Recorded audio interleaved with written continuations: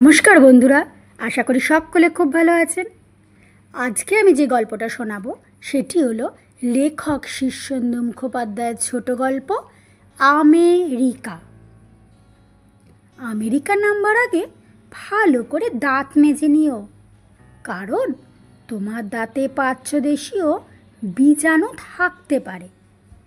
হাতকড়ির সময়টাও মিলিয়ে নাও, কারণ আমেরিকায় সব কিছু ঘড়ি ধরে চলে। তোমার জুতোর তলায় রয়েছে প্রাচ্যদেশীয় ধুলো ময়লা, রুমালে সেগুলো সাবধানে মুছে নাও। আমেরিকাকে নোংরা করো না। এবার প্রস্তুত হও, সিট বেল্ট বাঁধো, সিগারেট নিভিয়ে ফেলো। আরও কয়েক মিনিটের মধ্যেই আমরা নামছি, কেনেডি এয়ারপোর্টে নামছি। এসব আমার জানাই ছিল। অনেক আগেই আমি দাঁত মেজে হাত ঘড়ি মিলিয়ে জুতো পরিষ্কার করে বসে আছি। আমার পাশে বসা একটা খুনখুনে তিব্বতী বুড়ো ভাঙা ভাঙা হিন্দিতে বিড়বিড় করে আমাকে বলল, আমার দাঁত নেই, হাত ঘড়িও নেই, রুমালও নেই, বাঁচলাম। নিচে ওই যে জঙ্গলের মতো দেখা যাচ্ছে, মস্ত মস্ত উঁচু, অথচ ডালপালা নেই, ওটা কি জায়গা বলো তো? চুপ চুপ চুপ। আমি চাপা গলায় বলি, ওটাই নিউ ইয়র্ক। New York? বুড়ি চোখ কপালে তুলে বলল, কিন্তু কার্পেটটা তো দেখতে পাচ্ছি না, কেন বলো তো? আমার ছেলে নিউ ইয়র্ক থেকে লিখেছিল, গোটা আমেরিকায় একটা মস্ত কার্পেট দিয়ে মোড়া। আমিও শুনেছি। শুনেছ? যাক বাঁচালে, বলে বুড়ি বিড়বিড় করতে করতে তার পোটলা পুটলিয়ে গোছাতে লাগলো। প্লেন নামলো, থামলো। দরজা খুলে হোস্টেস বলল, প্রাচ্যবাসীগণ, তোমাদের সামনে স্বর্গের দরজা খোলা। এখানে সব কিছুই অফুরন্ত। ডলার, মেয়ে, ফরেন গুডস, যাও কয়েকদিন লুটে পুটে খাওগে। ইউরোপীয়গণ, আমেরিকা তোমাদের কাছে স্বর্গ না হলো চমৎকার এক চারণভূমি। যাও, দ্বিতীয় এই স্বদেশকে বারবার আবিষ্কার করো।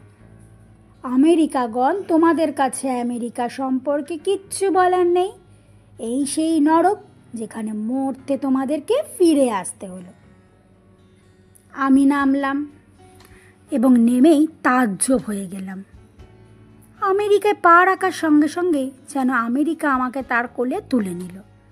আদর করে কানে কানে বলল, বাছা রে, গরিবের ঘরে ধুলো কাদা ঘেটে বড় হয়েছিস, ভালো জিনিস চোখে দেখিসনি, জিভে ঠেকাসনি, ভোগ করিসনি, আয় বাছা, কদিন সুখ ভোগ করগে যা। কৃতজ্ঞতায় আমার চোখে জল এলো। আমি গোপনে রুমালে চোখের জল মুছে নিলাম। আমেরিকায় কাদা বারণ, তবে আমেরিকা সম্পর্কে যা যা শুনেছিলাম তা সবই সত্যি। দেশটা আগা গোড়া মহার্ঘ কার্পেটে মোড়া। এই কার্পেটের উপর কোথাও ঘাস, কোথাও কংক্রিট বসানো। এক অতি উন্নত প্রযুক্তিবিদ্যার সাহায্যে এখানকার আকাশকে একটু বেশি নীল করা হয়েছে। প্রাচ্যের সংবাদপত্রগুলো ঠিক বলে আমেরিকার মাধ্যাকর্ষণ বল কিছু কম। ফুরফুর করে হাঁটা যায় না, কষ্ট হয় না। এখানকার বাতাসে অক্সিজেনের পরিমাণও বেশি। পানীয় জল জীবাণুমুক্ত, ভিটামিনযুক্ত। 180 তলা উঁচু একটা হোটেলের 170 তলার একটা ঘরে ঢুকে আমি দেখলাম একটা লোক একটা হেলিকপ্টারে বসে বাইরে থেকে আমার ঘরের জানালার শাসি ভ্যাকুয়াম ক্লিনার দিয়ে পরিষ্কার করছে। ঘরের মধ্যে চমৎকার ব্যবস্থা, রঙিন টিভি, ফ্রিজ, রাজকীয় বিছানা, সুন্দরী রমণী, সব প্রস্তুত, ব্যবহারের অপেক্ষা মাত্র। ফোন তুলে আমি প্রেসিডেন্টের সঙ্গে কথা বলতে চাইলাম। একটু বাদেই টেলিফোনে মার্কিন প্রেসিডেন্টের গমগমে এবং আহ্লাদিত গলা পাওয়া গেল। বলো বন্ধু, বলো, আমি এক ভারতীয় পর্যটক, মাননীয় প্রেসিডেন্ট। ভারতীয় ভারতীয় ভারতীয় প্রেসিডেন্ট একটু স্মরণ করতে সময় নিলেন। তারপর উচ্চকিত কণ্ঠে বললেন, ও ভারত, হ্যাঁ আমি জানি। ভারত হলো পৃথিবীর দ্বিতীয় বা তৃতীয় বৃহত্তম গণতন্ত্র। সেখানে তাজমহল আছে, তাই না? আগে হ্যাঁ মাননীয় প্রেসিডেন্ট, স্বাগতম ভারতীয় পর্যটক। আমাদের দেশ সর্বদাই ভারতীয় পর্যটকের শ্রদ্ধার চোখে দেখে। প্রকৃতপক্ষে আমরা সব দেশের লোককেই শ্রদ্ধার চোখে দেখি, যদিও তাদের মধ্যে অনেকেই প্রকৃত শ্রদ্ধার যোগ্য নয়। আমেরিকা অতি মহান দেশ মাননীয় প্রেসিডেন্ট। ধন্যবাদ ভারতীয় পর্যটক। তোমার কোনো অসুবিধা হচ্ছে না তো? মাননীয় প্রেসিডেন্ট, এই হোটেলের ঘরে রঙিন টিভি থেকে সুন্দরী রমণী সবই আছে। চমৎকার! তুমি নিশ্চয়ই ওসব জিনিসের ব্যবহার জানো। আমি তো শুনেছি ভারতে ট্রেন চলে এবং কোথাও কোথাও এরোপ্লেনও ওঠানামা করে। দিল্লিতে টেলিফোন আছে।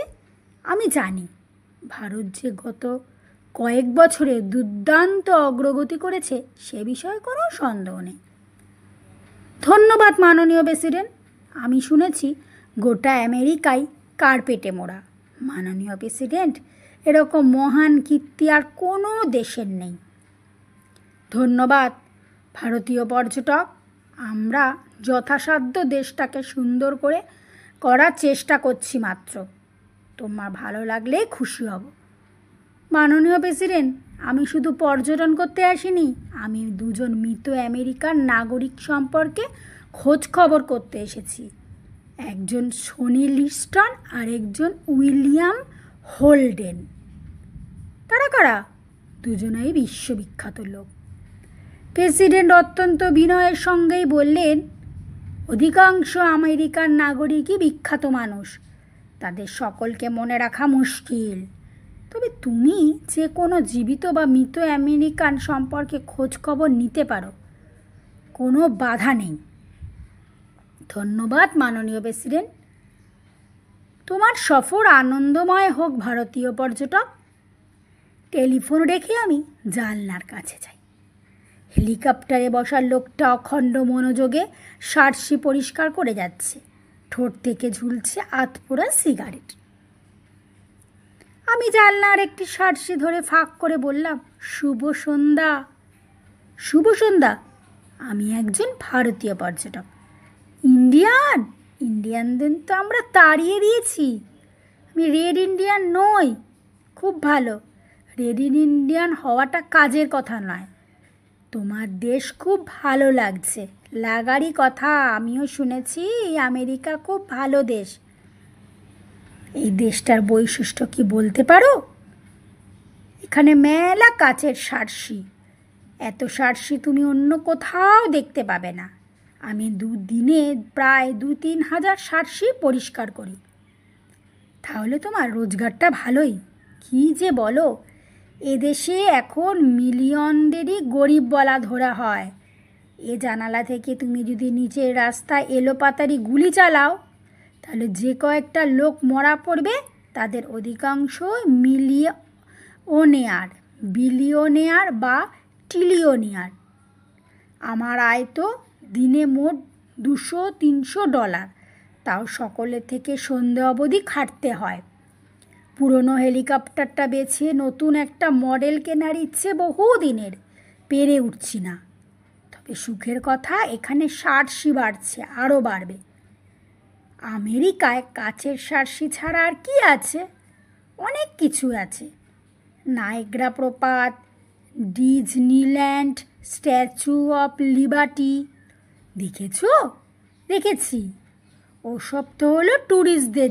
আসলে আমেরিকাকে আবিষ্কার করতে চাও তো আমার মতন হেলিকপ্টার কিনে তাতে উঠে পড়ো। কাচের শার্টসি পরিষ্কার করার কাজ নাও। তখন দেখবে তোমার সামনে আসলে আমেরিকার বুক ও নিতম্ব অনাবৃত হয়ে পড়েছে। সেটা কি করে সম্ভব? কাচ স্বচ্ছ জিনিস, সব ঘরেই তো পারদ টানা থাকে না। সার্সিতে চোখ রাখলে ঘরে ঘরে আমেরিকার বিচিত্র রূপ দেখতে পাবে। ধন্যবাদ। আমি জানালা বন্ধ করে দিই। ঘরের মেয়েটি আপন মনে আয়নার সামনে বসে সাজছিল। খুবই সুন্দরী সে, লম্বা, স্বাস্থ্যবতী, ফর্সা রঙের, আর কথা কি বলবো। আমি জানালা বন্ধ করার পর সে আমার দিকে চেয়ে বলল, ভারতীয় পর্যটক, মহিলাদের সম্বন্ধে তোমার পূর্ব ধারণা কী রকম? খুব পরিষ্কার নয়। আচ্ছা, তোমাদের দেশের নিগ্রোদের সম্পর্কে তোমার ধারণা কী রকম? খুব পরিষ্কার নয়, তবে শুনেছি ওরা ভীষণ দুষ্টু, মারপিট করে, রেপ করে। করে? আমি চোখ কপালে তুলি। আমি রেপ জিনিসটা একদম পছন্দ করি না। সেক্স খুব ভালো, কিন্তু রেপ ভীষণ খারাপ। আমি মাথা নেড়ে বলি, আমারও সেই মত। আমি শুনেছি গোটা আমেরিকায় একটা চমৎকার কার্পেটে ঢাকা। কথাটা কি সত্যি? নিশ্চয়ই। তাহলে তোমাদের চাষবাস কোথায় হয়? কেন, কার্পেটটা তো ভীষণ উর্বর, খুব গভীর। আমরাও কার্পেটের উপরেই চাষ করি। বাহ বাহ বাহ! আমেরিকার প্রযুক্তিবিদ্যা তো বহুদূর এগিয়ে গেছে, বহুদূর। কার্পেটের তলায় কি আছে জানো? না, আমরা জন্ম থেকেই কার্পেট দেখছি। সম্ভবত কার্পেটটার তলায় আছে প্রিমিটিভি আমেরিকা। কিন্তু কথা হচ্ছে অনেক, এবার এসো খানিকটা সেক্সের চর্চা করা যাক। হবে হবে, কিন্তু আমেরিকার বিশেষ বৈশিষ্ট্য কী তা বলতে পারো? পারি। আমেরিকা মানেই হচ্ছে বিছানা। এত সুন্দর নকশাদার নরম বিছানা তুমি কোথাও পাবে না। সুখে বা দুঃখে তুমি কেবল বিছানায় ডুবে থাকতে পারো। তুলোর, ফোম, রবার, পালকের এমন বিচিত্র সমানুপাতিক সংমিশ্রণ আজ পৃথিবীর কোথাও কেউ ঘটাতে পারেনি। এসো শুয়ে দেখো। আমি এক পা পিছিয়ে গিয়ে বলি, হবে হবে, আমারও আর কিছু জানার আছে। মোদির চোখে আমার দিকে চেয়ে মেয়েটি বলে, পাচ্ছের ভীরু পুরুষ, কেন সংকোচ, কেন দ্বিধা? দেখো, ওই যে উঁচু শটাং সব শেক্সপিয়ার, ওগুলো কিসের প্রতীক জানো? না তো।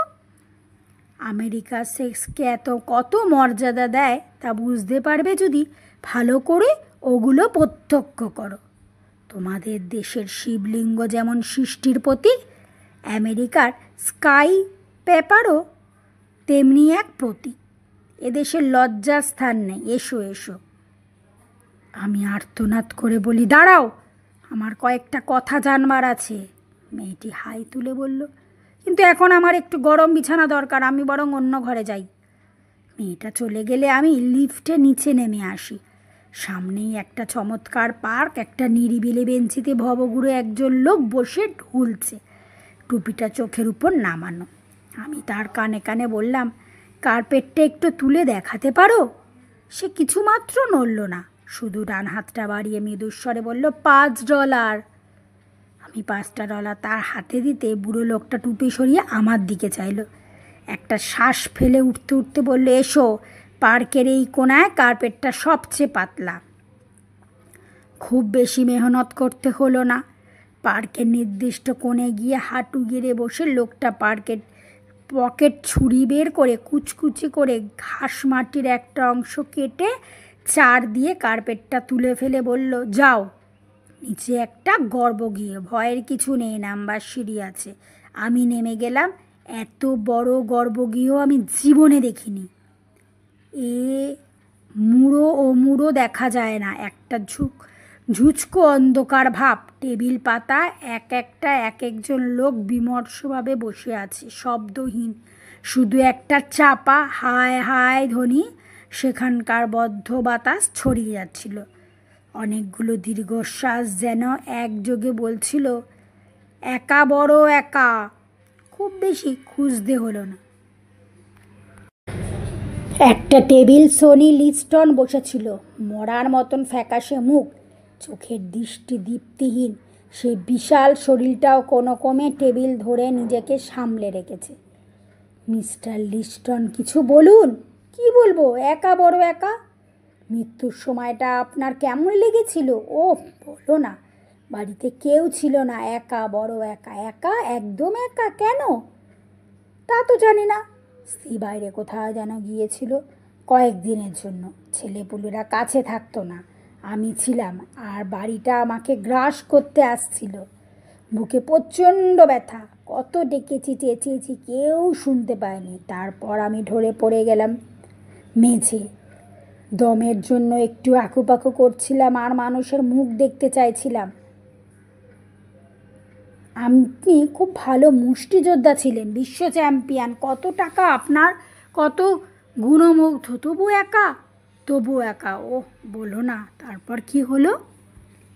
একটা প্রেত হঠাৎ আমেরিকার বিখ্যাত কার্পেটটা তুলে আমাকে বলল, ঢুকে পড়ো, ঢুকে পড়ো। আমিও ঢুকে পড়লাম এইখানে। আমি উঠে ধীরে ধীরে খুঁজে খুঁজে উইলিয়াম হোল্ডেনকেও পেয়ে যাই। এই সেই চিত্ত চাঞ্চল্যকর চলচ্চিত্র অভিনেতা। বিশ্বাস হয় না? হাড়গোড় বেরিয়ে পড়েছে, মুখের হনু দুটো উঁচু হয়ে আছে। মিস্টার হোল্ডেন? আজ্ঞে হ্যাঁ। আমি শুধু জানতে চাই, মৃত্যুর সময় আপনি কেন একা ছিলেন? আমিও পাল্টা প্রশ্ন করতে চাই, মৃত্যুর সময় অধিকাংশ আমেরিকায় একা কেন থাকে? আমি বোকার মতন তার দিকে চেয়ে আছি।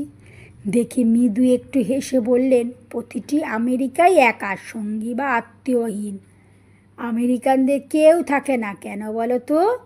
আপনার মতন কেউ ছিল না, অত টাকা, অত খ্যাতি, অত ছেলে মেয়ে।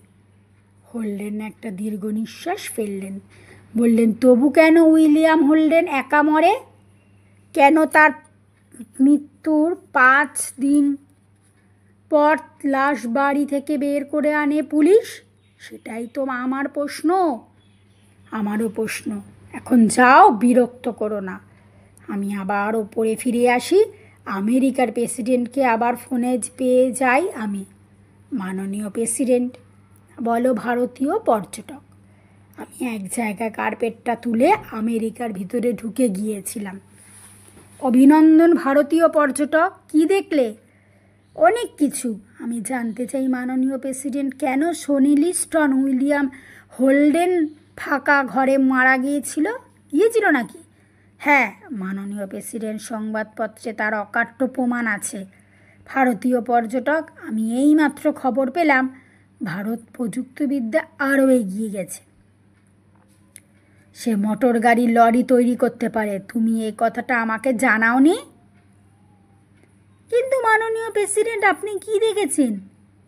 অধিকাংশ আমেরিকার বুড়ো বয়সে একা হয়ে পড়ে, তাদের স্ত্রী কাছে থাকে না বা ছেড়ে চলে যায়, ছেলেমেয়েরা ভিন্ন হয়ে যায় মৃত্যুর সময় হলে। ভারতীয় পর্যটক, তুমি এখনও হিউস্টন দেখোনি? এম্পায়ার স্টেট বিল্ডিংস ওঠোনি? লাস ভেগাসে জুয়ার আড্ডায় যাওনি? এমনই কি এখনও একটি? এটা কেমন কথা?